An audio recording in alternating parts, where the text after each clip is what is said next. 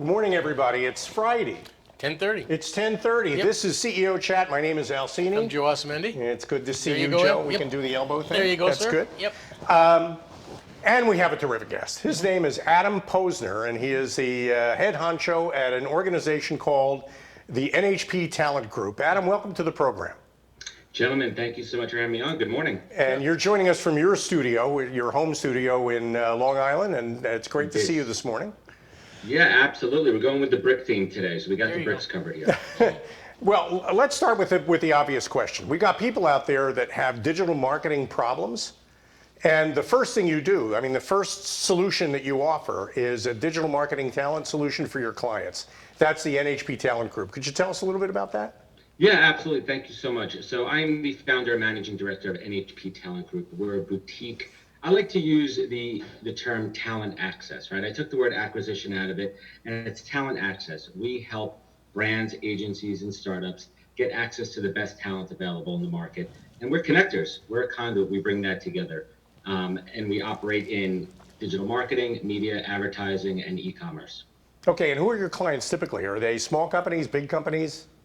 They range. My bread and butter is really working with startups, and the reason for that is a lot of startups do not have the financial means. They're not there yet in their life cycle as a startup to hire a full-time talent team. At the same time, also some of them need to scale very quickly. So we're a great resource where we can come in, come out, expand, contract, and come in as a white label solution with those clients. Okay, and what if companies don't use a service like yours? I mean, maybe you can explain digital marketing a little bit for people who may not really fully understand its importance. Absolutely. So digital marketing is really, well, we should really just drop the word digital. I mean, digital marketing, the word digital was added to marketing, I'd say 15 years ago, when we talk about more traditional marketing, right? Print, subscription-based marketing. Then we moved into the digital era, e-commerce, social media and all that. But everything right now is digital marketing, right? Everything that we do is digital marketing. So I work with agencies, right? Your traditional advertising agencies. I work with media agencies. Media agencies have digital marketing arms, whether it be paid social, paid search. And again, I work with startups as well in the e-commerce world. So digital marketing really encompasses everything that we do in the marketing world today. And my background before I got into recruiting real quick, I spent 15 years working in digital marketing before I pivoted into recruiting. So I'm an expert in this space, having worked in it for 15 years. And that's what gives me the competitive advantage when I'm talking to candidates and clients, because I've been in their shoes before. So I could talk the talk and I could speak their lingo. So if a company doesn't use your services, and instead they get their brother-in-law or sister-in-law or some relative or some friend to do posting for them, what opportunity are they missing? Well, absolutely. So let's talk about recruiting for a little bit, right? Just to kind of give the landscape here. So many different companies and agencies have in-house recruiting teams. They have full-time folks on staff that handle talent acquisition. That's everything from sourcing, screening, to managing the full life cycle of the process. Some companies, as I mentioned before, do not have those resources or they need to scale quickly. And that's why they would outsource to a recruitment agency to help them in that aspect. Okay, so unlike a recruiter who would normally just fill a position, you actually come in and fulfill that function for a client until they grow to the point where they can start to staff up themselves. Yeah, absolutely. I mean, there's different scenarios here, right? And I think that there's certainly recruiters that literally focus just on putting a warm body in the seat. But I like to believe that really my value add are all those additional pieces of the puzzle, right? It's the process management, it's the strategy, right? Understanding what the strategy goes into for hiring, understanding the job description, figuring out compensation plans, right? Doing benchmarking. These are all additional services that make us more of a consultancy than your traditional recruiting agency. Yeah, interesting. What's behind the name of your company, Adam? That's a good one. Thanks for asking. So when I pivoted into recruiting 5 years ago, I spent a couple of years working at a search firm, right? I really learned how to be a recruiter, the art and science. Rewind to about 3 years ago when I made the decision to go out on my own because, gentlemen, you know what? I was at that point where I was done working for the man. I wanted to start my own thing. Can you pause for 1 second? Sure.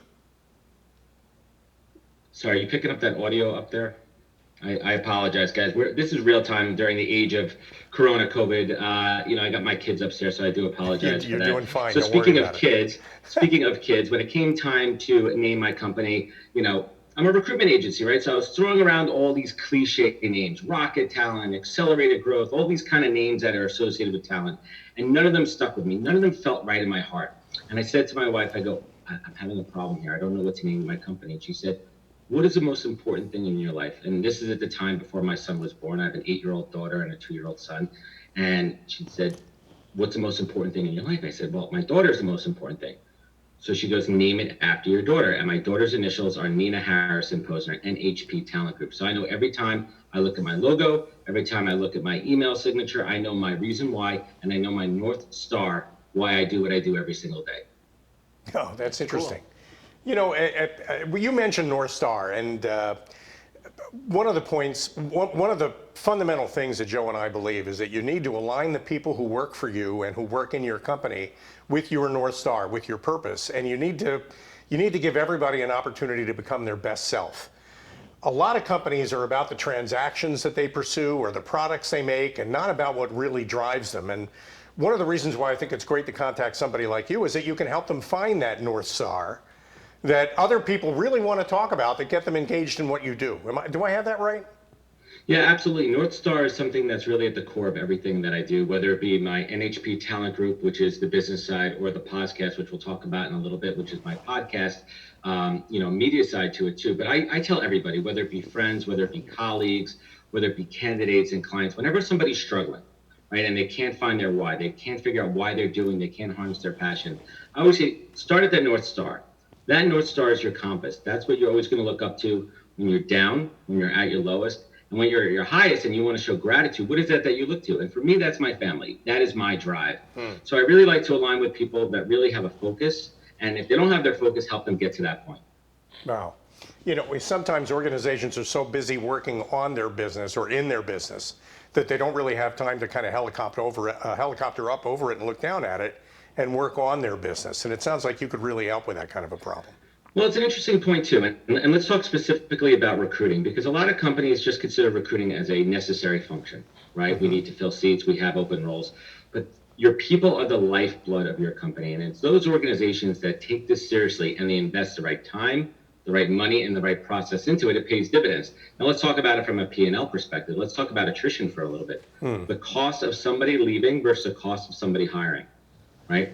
And that cost of somebody who was a great loyal employee, giving them nice bumps, nice increases, and retaining them versus the cost of hiring somebody new at a higher salary, training them and bringing them up to speed. I mean, you guys know this better than me. There's a huge difference there. So if you invest that money into proper retention, employee loyalty, recognition, and the right hiring process, it's going to affect the bottom line drastically.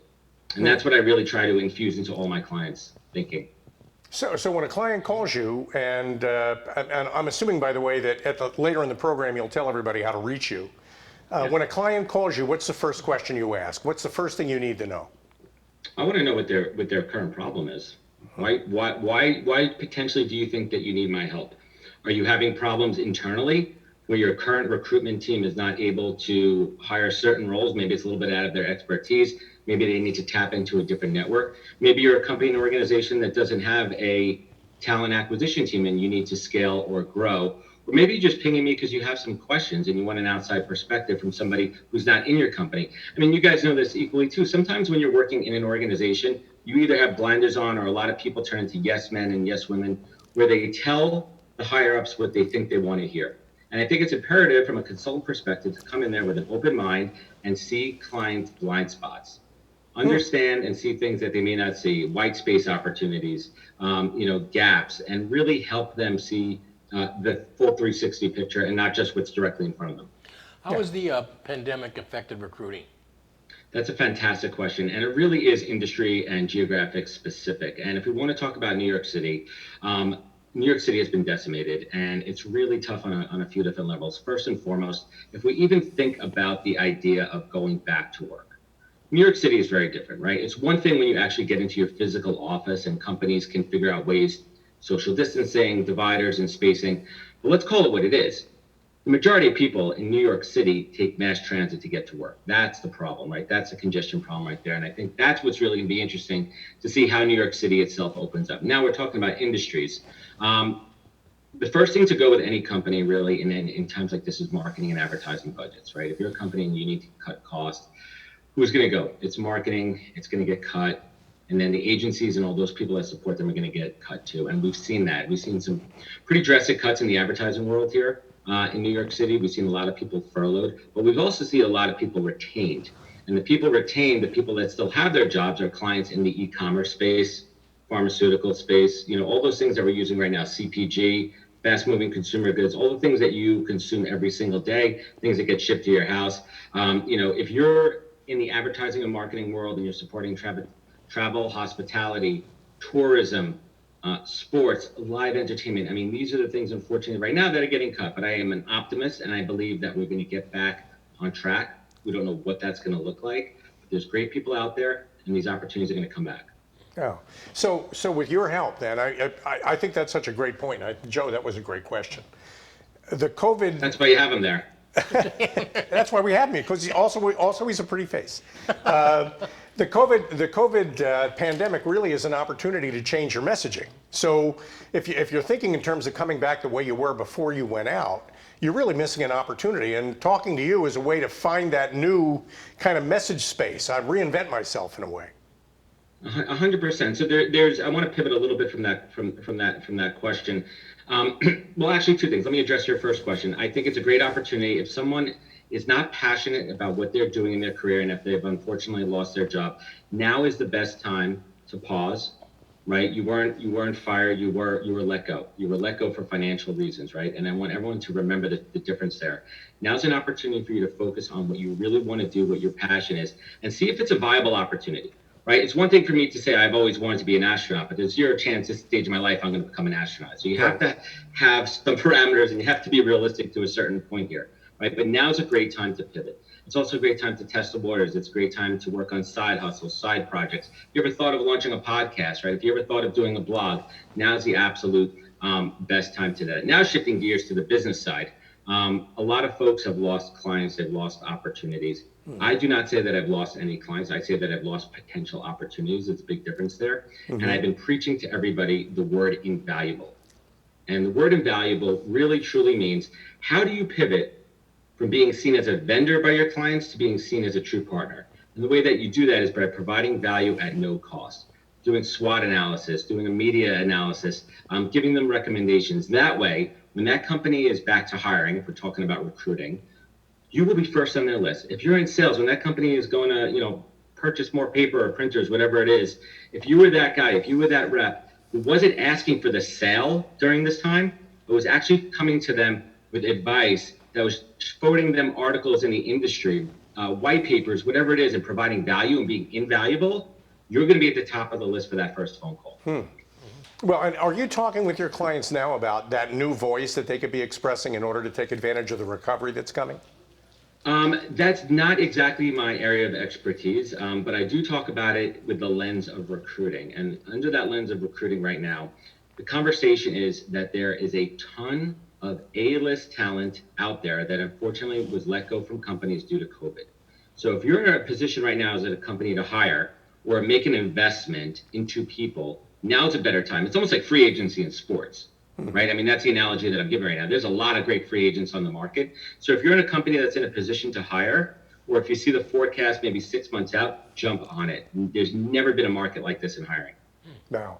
Well, we need to take a break. This is a terrific conversation, and I'm happy that we're going to be continuing it in a minute after these commercial messages, more with Adam Posner on CEO Chat. We'll be right back.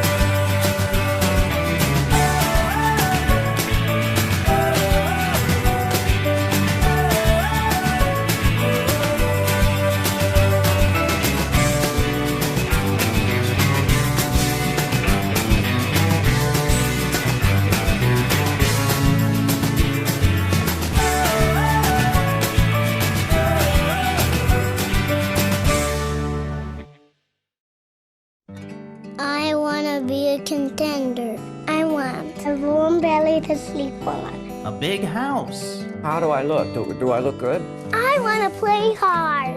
My nails done.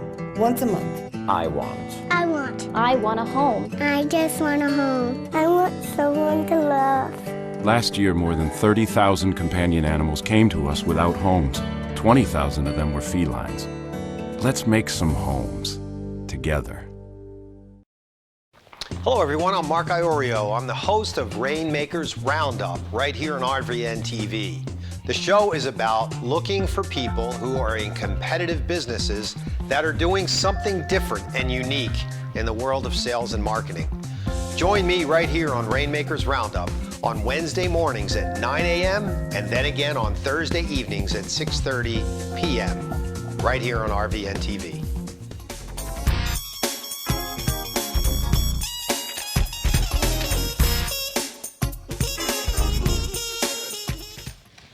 Welcome back to CEO Chat. We are back. Yes, we are. Joseph, I'm going to shake your Yeah, hand. I am too. I That's realize now I fantastic. have to cut my hand off, according to the guidelines. Take a risk. Back with more CEO Chat. This is Joe Asamendi. And that's Alcini. And we have a terrific guest on the wire, Adam Posner. He's joining us from Long Island. And Adam, during the break, we were talking a little bit about how often companies make the mistake of thinking in silos, the advertising silo and the PR silo, and tearing those silos down and creating a compelling story is something you help clients do.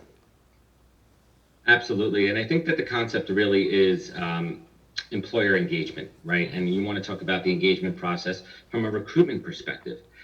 If you're a company going out there to hire talent, you're basically putting out an advertisement. Why should somebody come work for your company? Why do you want to be there? What is your culture? What is your values?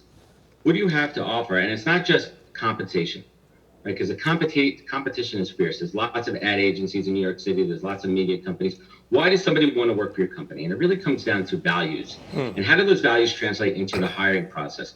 What is that candidate experience? And something that I always talk about, whether it's me, whether it's somebody on my team, whether it's somebody internally at a company, that recruiter, that first phone call that a candidate has with somebody, that's their first touch point with your organization. Wow. So that person has to be the brand ambassador. They have to be able to tell your company's story. They have to tell it accurately, be able to answer questions about culture, value, all those questions, why somebody wants to A, work for your company, and B, continue the conversation. Interviews these days are a two-way street. I'm selling you, you're selling me, and we're coming together and seeing if this is a good match for both of us. Yeah, it's compelling. I mean, that's brand and culture really are the same thing, and you're a big 100%. component of that. So that's great. I think that's terrific. And that gets us into a discussion of the podcast. I want to spend a lot of time on that because you've got a podcast. You call it the Podcast. How did you get started on that, and how's it working for you? Oh, man. So let's rewind. We're talking January 2019. Well, let me backtrack a little bit. You guys are what, like outside of Philly? You're right outside. Yeah. Right outside of Philly. Let me ask you guys Howard Stern fans? And it's okay if you're not. Yeah, we were talking about him earlier. Right. So I grew up in New York. I'm a New Yorker, born and raised here, and I grew up on Howard Stern. And we're not talking about the Howard Stern from terrestrial radio. We're talking about the Howard Stern when he went from terrestrial radio over to satellite radio. And that's when Howard really changed his game as a broadcaster. Completely. I totally, we were talking about that. When Howard moved over from terrestrial radio to satellite radio, I actually went over and I worked at Sirius XM for 5 years, right when Howard came on board. So I was there for that Howard transition, working in marketing. And I had a chance to see this firsthand. I worked literally above his studio and the floor above. It was absolutely incredible to have a front row seat to seeing the transformation of somebody who really is, a hero of mine in so many ways. But speaking specifically about Howard, it's his interview style. When he came over from terrestrial to satellite, he now has a platform where he can speak to a guest for as long as he wants, uninterrupted, no commercial breaks. And that conversation, unlike a lot of other people out there from their interviewing technique, it's a conversation and not a question and answer back and forth. And that's how I wanted to model my show. And it's something that I've always wanted to do. So rewind to January 2019, I had the itch. I saw people out there doing the podcasting thing. And I'm like, let me give this a shot. Why not? The cost to entry, the cost to do a show is really nothing. And all it costs, you get a microphone, you do it over Zoom like we're doing now. You figure everything else out, which we'll save for another conversation. But I said, what do I want to talk about? What do I want to talk about? What kind of guests did I have? And I thought about it.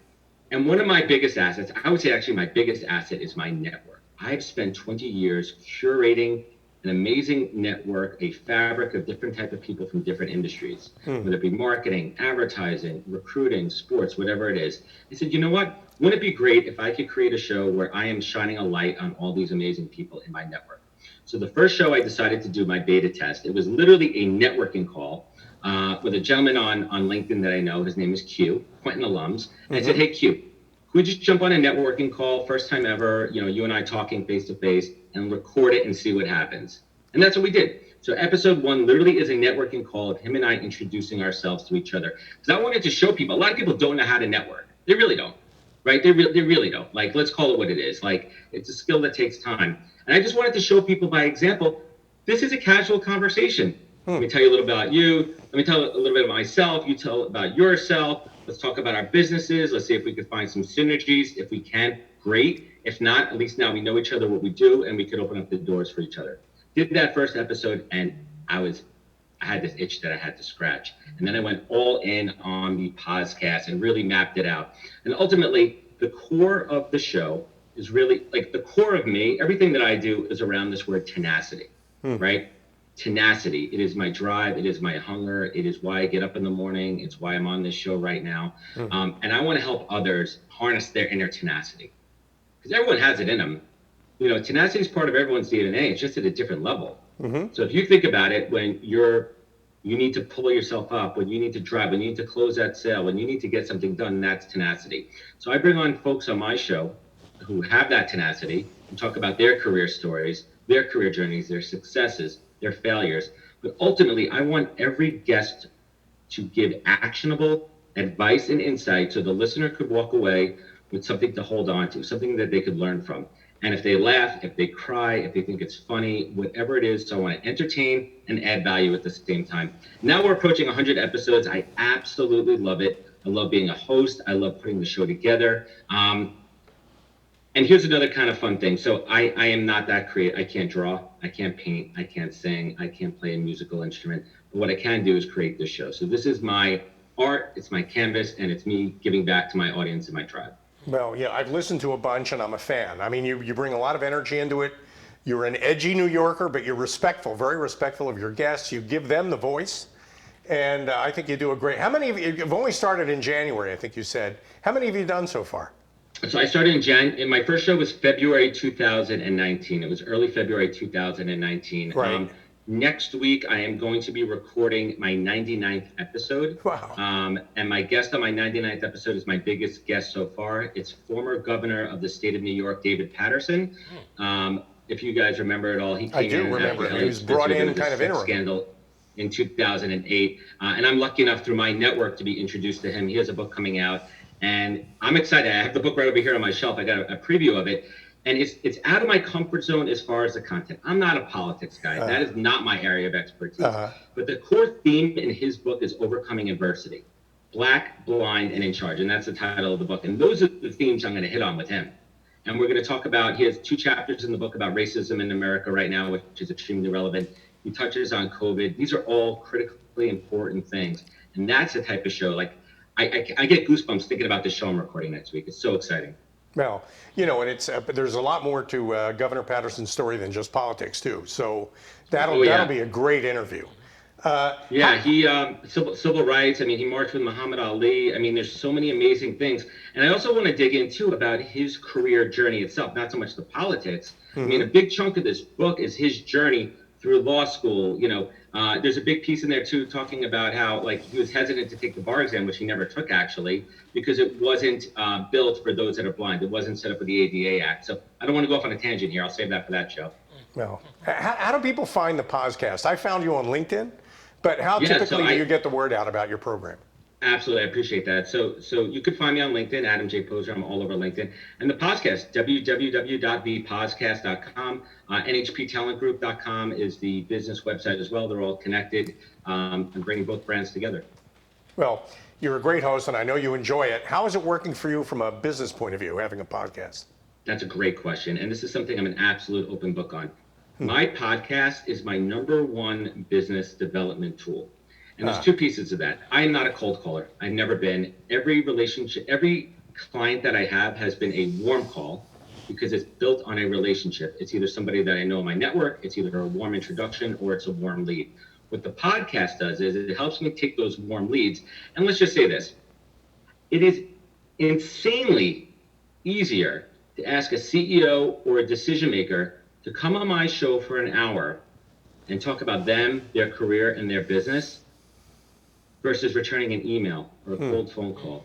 And this is how I generate relationships that turn into clients. Well, and I guess not everybody can do one. And I mean, there are so many podcasts now, and yours is one of the really good ones. And Thank you. I mean, I was very impressed with the work you do, and I think you bring kind of a unique slant to the way you interview people, and you do a great job asking a question and then stepping back, which a lot of people who have podcasts don't do. So I've got to give you a lot of credit for that. So well, let me tell you something. That took practice. You know, if I look back on my first 15 episodes, I was stepping on toes on interviews. I was over talking. You know, all those pieces, and I learned through listening to feedback. You know, I listened to people that I trusted that say, "Hey, take a step back, right? Let the guest tell their story and figure out the right way to infuse." But looking at episode 10 through 15 to episode 70 through 100, complete difference in the way that I interview, and it made it a better show. You're absolutely right with that. Well, that's great. What have you been talking about on your podcast recently? Is COVID a big theme of what you're discussing with people? Yeah, absolutely. So, the structure of my show is interesting. So the first part of the show, we always talk about the guest's career journey. We talk about things that they've overcome. We talk about successes and failures. And then we talk about current events. I like to see if they're in a leadership position, how they're managing teams, how they're managing their emotions, right? Because ultimately, leaders are still people, right? The people that run organizations, they've got families, they got kids at home, a lot of them, right? They're dealing with the same stress. We're all in the same boat together. So how are they handling with that? And then at the end of every show over the last couple of months, I've been ending with the question about silver linings. And I ask my guests to tell me a professional silver lining and a personal silver lining, because I want to end the show on a positive note, right? I want to end the show on a high. I don't want to end the show talking about how we're all stuck here, with this invisible, enemy. That's not what I want to do. So we do talk about it. Great. So you don't want to talk about lemons, you want to talk about the lemonade. And I think that's such a great slant. We're coming up on the end of the program, and I want everybody to learn how to reach you. I'm assuming you're looking for clients and guests for your podcast? I'm always looking for clients. Guests is a little bit different. I'm actually in the process. After I hit episode 100, I'm actually going to be reconfiguring the show. I'm going to be taking a hiatus. I'm thinking about pivoting the show. I've got some ideas, but the first 100 shows are batting practice. Now it's time to step up into the big leagues, and I got some big ideas I'm excited to share when the time comes. Anybody who wants to reach me again, LinkedIn is the best way. Adam J. Posner. You can follow me there. Absolutely. thepodcast.com and nhptalentgroup.com.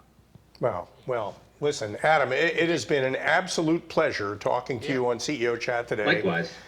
Both Gentlemen, on the thank you so subject much. of the NHP Talent Group, which I think is a great firm with a terrific service, but also the podcast, which I think everybody ought to give a try. I like you better than Joe Rogan. Don't tell Joe Rogan I said that, but I think you do a great job. If you want to give me Joe Rogan's contract, we could have another conversation now. Do that in alphabetical order, I'll tell you that. Absolutely. You can get me a lot Thanks. cheaper than Joe Rogan. Thanks for appearing with us today, Adam, and we'll talk to you again soon. And the podcast and NHP Talent Group. And for CEO Chat, I'm Al Cini, Joe Osmendi. and we'll be back again next Friday with another CEO Chat. In the meantime, have a great weekend. Stay safe and healthy. See you next week. Thank you, guys. Thanks again, Adam.